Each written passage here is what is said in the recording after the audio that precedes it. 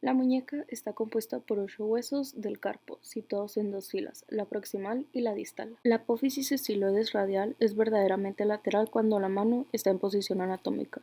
Conforme se palpa el extremo distal, se nota el pequeño surco pero definido, que se percibe a lo largo del borde lateral. Desde ahí se palpa la apófisis estiloides en toda su longitud. La tabaquera anatómica es una depresión pequeña localizada inmediatamente distal y un poco dorsal en relación con el apófisis estiloides del radio. Se pone en manifiesto y es palpable cuando se extiende el pulgar en sentido lateral alejándose de los otros dedos. El escafoides está situado en el lado radial del carpo, representa el piso de la tabaquera anatómica y es el hueso más grande de la fila proximal del carpo. De todos los huesos de esta región es el que se fractura más a menudo. El trapecio está localizado en el lado radial del carpo, sitio en el que se articula con el primer metacarpiano. Se deslizan los dedos en sentido distal a la tabaquera anatómica para palpar la articulación entre trapecio y primer metacarpano. La articulación es sencilla de montar y se encuentra inmediatamente proximal a la eminencia tenar. El tubérculo se encuentra aproximadamente a la tercera parte del camino, a través del dorso de la muñeca, desde la apófisis del estiloides radial. Se siente como una prominencia o nódulo óseo longitudinal pequeño. Conforme se mueven los huesos en sentido distal desde el tubérculo, se encuentra la base del tercer metacarpiano, el más grande y más prominente de los huesos del metacarpo. El hueso grande se encuentra en la fila distal entre la base del tercer metacarpiano y el tubérculo radial. El semilunar, justamente proximal en relación con el hueso grande, se distingue porque se luxa más a menudo y porque además es el hueso que se fractura con más frecuencia en segundo lugar.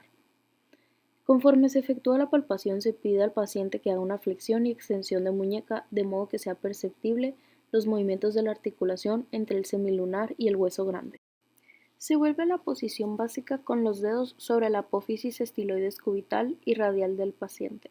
Se nota primero que la apófisis estiloides cubital no se extiende tanto en sentido distal como el radial, y que es más prominente y más gruesa con su contraparte radial. En la posición anatómica, la apófisis estiloides cubital no está directamente a lo largo de la muñeca, pues se encuentra tanto en posición medial como hacia atrás. El piramidal se encuentra justamente distal a la apófisis estiloides cubital, en la fila proximal del carpo. Para facilitar su palpación, la mano debe ser desviada en sentido radial, de modo que el piramidal salga desde abajo de la apófisis estiloides cubital. Incluso así, puede ser difícil encontrarlo, porque se encuentra además abajo del pisiforme. El piramidal es vulnerable a las lesiones traumáticas y ocupa el tercer lugar en frecuencias de fracturas entre todos los huesos del carpo. Conforme se investiga la región anterolateral del piramidal, se encuentra un hueso sesamoideo pequeño, el pisiforme, que está incluido con el tendón del músculo cubital anterior. El gancho de este hueso está situado en posición ligeramente distal y radial al pisiforme. Para localizarlo, ponga su articulación interfalángica del pulgar sobre el pisiforme del paciente y apunte con el extremo de dicho dedo hacia el espacio membranoso que hay entre los dedos pulgar e índice del paciente.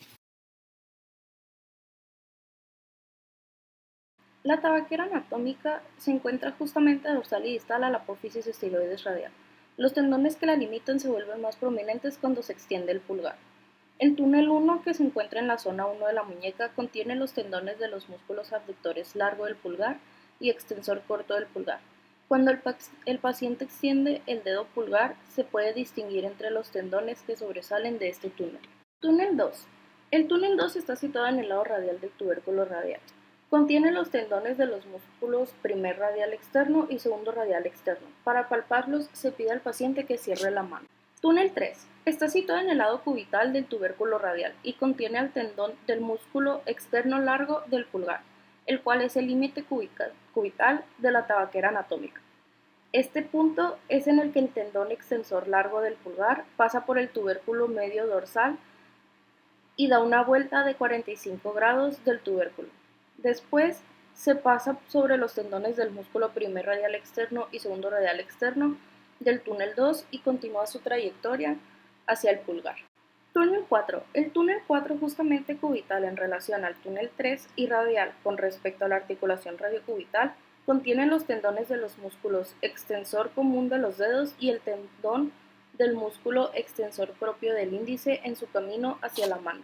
Túnel 5. El túnel 5, que está por encima de los extremos distales de los huesos de la articulación radiocubital en el dorso de la muñeca, contiene el tendón del músculo extensor propio del meñique. El túnel es palpable como indentación ligeramente lateral a la apófisis estiloides cubital. Para palpar el tendón del músculo extensor propio del meñique, se pide al paciente que descanse la palma sobre una mesa y se pide que eleve el dedo meñique. Túnel 6. El túnel 6 está situado en el surco sobre la punta de la apófisis estiloides cubital y la cabeza del cúbito. Contiene el tendón del músculo cubital posterior y es palpable en el sitio desde el cual pasa sobre la apófisis estiloides cubital hacia su inserción, a un lado de la base del quinto metacarpiano. El tendón del músculo cubital posterior es más palpable cuando se extiende y se desvía en sentido cubital la muñeca del paciente. Tendón del músculo cubital anterior. El hueso pisiforme está situado sobre la superficie anterior del trapecio y está rodeado por las fibras del tendón del músculo cubital anterior. Este tendón sobresale en sentido proximal al hueso pisiforme en el lado cubital del tendón del músculo palmar menor. Cuando la muñeca está colocada en flexión contra resistencia, se palpa el tendón en sentido proximal y se desliza los dedos hacia la parte de arriba del antebrazo y a continuación se vuelve al nivel de la muñeca. Túnel de Guyon. La depresión entre el pisiforme y el gancho del hueso ganchoso está convertida en el túnel osteofibroso, llamado túnel de Guyon. Por el ligamento inferior de la articulación pisipiramidal, el túnel de Guyon tiene importancia porque contiene al nervio y a las arterias cubitales, y en este sitio se dan lesiones por compresión. Aunque ni el nervio ni la arteria se palpan de manera definida bajo la capa gruesa de tejidos blandos que cubren el túnel, la región suele ser muy sensible y se han experimentado alteraciones patológicas. Arteria cubital. El pulso de la arteria cubital es palpable en posición proximal al hueso pisiforme, justamente antes de que la arteria cruce la muñeca sobre la superficie anterior del cúbito. Se puede percibir el pulso si se hace presión sobre la arteria del cúbito. El tendón del músculo palmar menor se divide en dos superficies anterior a la muñeca.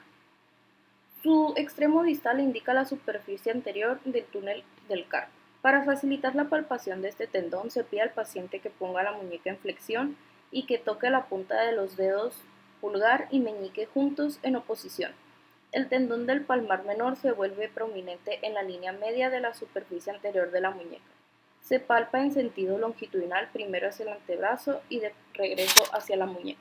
El túnel del carpo se encuentra en la profundidad del tendón del músculo palmar menor y es definido por cuatro prominencias óseas palpables. En sentido proximal, el pisiforme y el tubérculo del escafoides, y en distal, el gancho del hueso ganchoso y el tubérculo del trapecio. El tendón del músculo palmar mayor se encuentra en posición medial al músculo palmar menor, a nivel de la muñeca. Este tendón cruza el escafoides antes de insertarse en la base del segundo meta y sobresale más a nivel de la muñeca que el tendón del músculo cubital anterior. Cuando el paciente hace flexión con la muñeca y desvía su mano a sentido radial, el tendón se vuelve más prominente después del palmar menor. Se palpa en sentido proximal hasta que queda abajo de la fascia. La eminencia está situada en la base del pulgar. Está compuesta por tres músculos que activan los movimientos del pulgar: el abductor corto del pulgar, el oponente del pulgar y el flexor corto del pulgar. Se siente carnosa al tacto y es móvil porque no está fija a ninguna túnica facial. La eminencia hipotenar se encuentra justamente proximal al dedo meñique y se extiende en sentido longitudinal hasta el pisiforme. Esta eminencia está compuesta también por tres músculos móviles: el aductor del meñique, el oponente del meñique y el flexor corto del meñique. Estos tres músculos son indistinguibles entre sí, puesto que se encuentran en capas. Los elementos de la palma no se mapan como elementos definidos a causa del acoginamiento muscular grueso y la fascia palmar que los oculta. Los tendones flexores apenas son palpables en la profundidad de la fascia palmar y no es posible palpar nervios y vasos en esta región. Tendones extensores. Los tendones extensores corren a lo largo del dorso de la mano. Se vuelven palpables cuando el paciente extiende los dedos a la vez que se extiende ligeramente la muñeca. Cuando se presenta resistencia contra esta extensión por presión sobre el dorso de los dedos de los extensores sobresalen, sobre todo en los sitios que cruzan las articulaciones metacarpofalángicas. Los dedos no contienen vientres musculares y son movidos solamente por los tendones flexores y extensores. Se palpan primero los tejidos blandos que rodean a las articulaciones interfalángicas proximales. La superficie dorsal y palmar de las articulaciones interfalángicas proximales se sienten lisas por los tendones flexores y extensores que cruzan los dedos. Las superficies laterales se sienten fusiformes, puesto que están cubiertas por una cápsula articular gruesa y los ligamentos colaterales.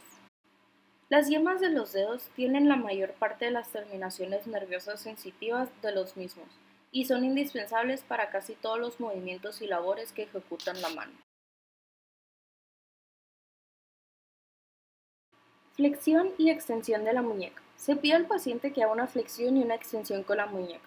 La flexión normal le debería permitir mover la muñeca unos 80 grados desde la posición neutra o recta, o sea, 0 grados, y el arco normal de la extensión está en aproximadamente 70 grados.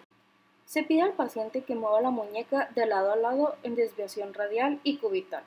La desviación cubital es la más grande, puesto que el cúbito no se extiende en sentido distal hacia el mismo punto que el radio y no se articula de manera directa con el carpo. La desviación cubital tiene un arco aproximadamente de 30 grados, en tanto que la desviación radial es de 20 aproximadamente. Para someter a prueba la flexión y extensión de los dedos, se pide al paciente que empuñe primero con fuerza y a continuación que extienda los dedos, y se observa si es capaz de hacerlo con todos los dedos en unísono. En la flexión normal, los dedos están muy juntos en movimiento continuo y tocan la palma aproximadamente a nivel del surco palmar dorsal. Se pide al paciente que extienda el pulgar hacia adelante, alejando de la palma y a continuación que lo devuelva a la palma. En condiciones normales, el pulgar y el índice van a formar un ángulo de 70 grados aproximadamente, cuando el pulgar está en aducción total. La devolución del pulgar hacia la palma demuestra una abducción completa. En condiciones normales, el sujeto debe ser capaz de tocar la punta del pulgar con las puntas de los demás dedos.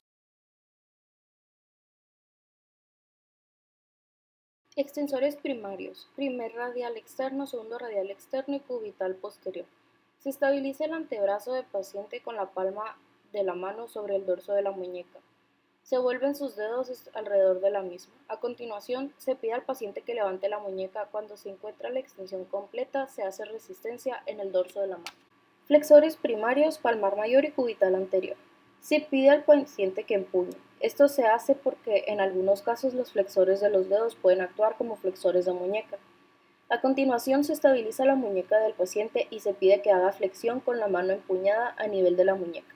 Cuando la muñeca esté en flexión, se hace resistencia sobre los extensores primarios: extensor común de los dedos, extensor propio del índice y extensor propio del meñique.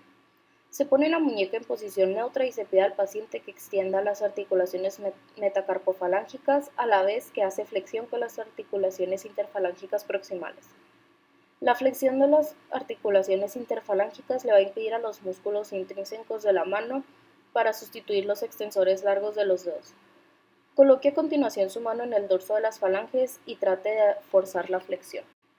Flexor primario de la articulación interfalángica distal es el flexor común de los dedos. El flexor primario de la articulación interfalángica proximal es el flexor común superficial de los dedos. Y los flexores de las articulaciones metacarpofalángicas son los lumbricales y ambos lumbricales mediales y ambos lumbricales laterales. Se pide al enfermo que haga flexión con los mismos a niveles de todas las articulaciones falángicas.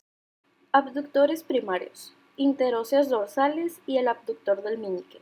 Se pide al enfermo que haga una abducción con los dedos extendidos, alejándose de la línea media axial de la mano y trate de forzar a cada par para que se unan. Aductor primario: el interóseo palmar. Se pide al paciente que mantenga los dedos extendidos y juntos mientras trata de separarlos. Extensor primario: articulación metacarpofalángica, el extensor corto del pulgar. Extensor primario de la articulación interfalángica, el extensor largo del pulgar. Se pide al paciente que extienda el pulgar. Después se hace presión contra la falange distal para empujar al pulgar a la flexión. Flexor primario: articulación metacarpofalángica, el flexor corto del pulgar. Flexor primario de la articulación metacarpofalángica, el flexor largo del pulgar. Se pide al paciente que se coloque la eminencia hipotenar del pulgar contra el pulgar del paciente está en flexión completa. Se engancha su pulgar para sujetar al paciente y trate de tirar del último para sacarlo de la flexión. Abductores primarios: abductor largo del pulgar y abductor corto del pulgar. Se estabiliza primero los metacarpianos del paciente envolviendo con su mano el lado cubital de la mano del enfermo. A continuación se pide que haga la abducción total del pulgar conforme se hace resistencia. Aductor primario: el aductor del pulgar. Se estabiliza la mano del paciente en su borde cubital, después se sujeta el pulgar del paciente y se pide que lo ponga en abducción y se aplica resistencia. Se sujetan los dedos del paciente en extensión, salvo el que se va a someter a prueba.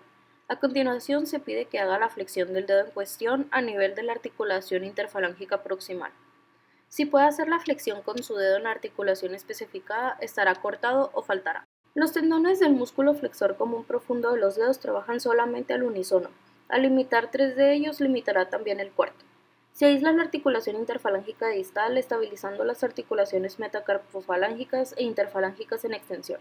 A continuación, se pide al paciente que haga flexión con el dedo a nivel de la articulación interfalángica distal. Con esta prueba se investiga una contractura de los músculos intrínsecos de la mano. Se puede usar también para saber si hay una limitación en la flexión de la articulación interfalángica proximal y es causada por una contractura de los músculos intrínsecos o por rigidez de la cápsula articular. Para someter a prueba el estado de contractura de los músculos, se fija la articulación metacarpofalángica en unos cuantos grados de extensión, y también se trata de mover la articulación interfalángica proximal hacia la flexión. Si en esta posición la articulación interfalángica proximal puede ponerse en flexión, los músculos intrínsecos estarán tensos y no limitarán la tensión. Si, sin embargo, no puede ponerse en flexión, la articulación interfalángica proximal, estarán tensos los músculos intrínsecos o habrá contracturas de la cápsula articular.